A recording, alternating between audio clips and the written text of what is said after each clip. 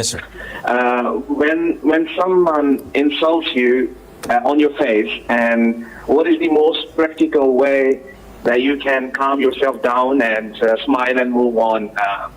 It feels too harsh, so I would be happy to have your advice on this matter. Jazakumullah khairan. Wa jazakum. You have one of two choices.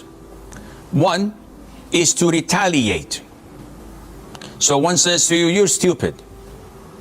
Islam permits that you say, you are stupid, without transgression.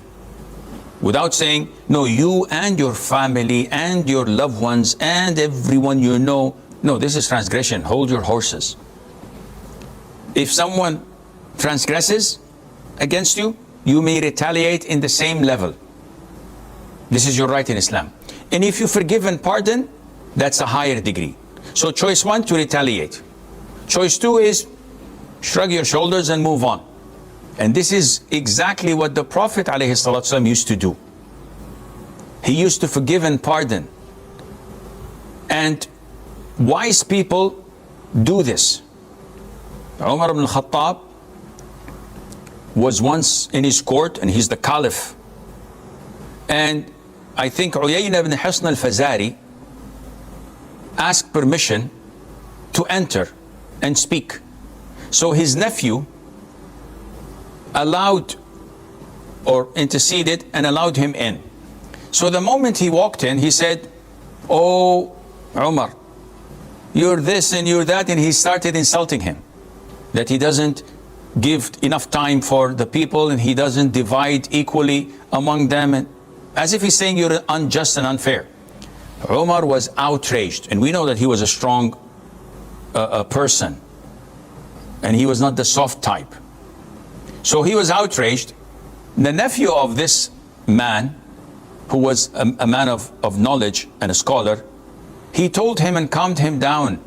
And he said, Allah says in Surah Al-A'raf, خُذِ الْعَفْوَ وَأْمُرْ بِالْعُرْفِ وَأَعْرِضْ عَنِ الْجَاهِلِينَ. خُذِ الْعَفْوَ, take whatever is more than what the people need, what they give willingly, and order with what's common and known among the people, among the norm, and ignore the ignorance. And this man, he's referring to his uncle, is among the ignorance, O Caliph, O Amir al-Mu'mineen. Immediately Umar calmed down. Why? Because he always limited himself to the Quran and the Sunnah, never to exceed that or go beyond it. He follows only the Quran and the Sunnah. So whenever someone insults you, akhi, always put your shoes, or put yourself in the Prophet's shoes, alayhi salatu wasalam. How would he react? He would pardon and forgive. He would not go down to the level of these ignorance. And I tell people usually, if you're walking and a dog starts to bark, would you fall on your hands and knees and bark back? Of course not. You just walk away. So don't pay attention to what these abusive people say or do, because all what they want is to get a negative reaction, depress you, provoke you, or sadden you. And this is what they want. So don't let them achieve their objective.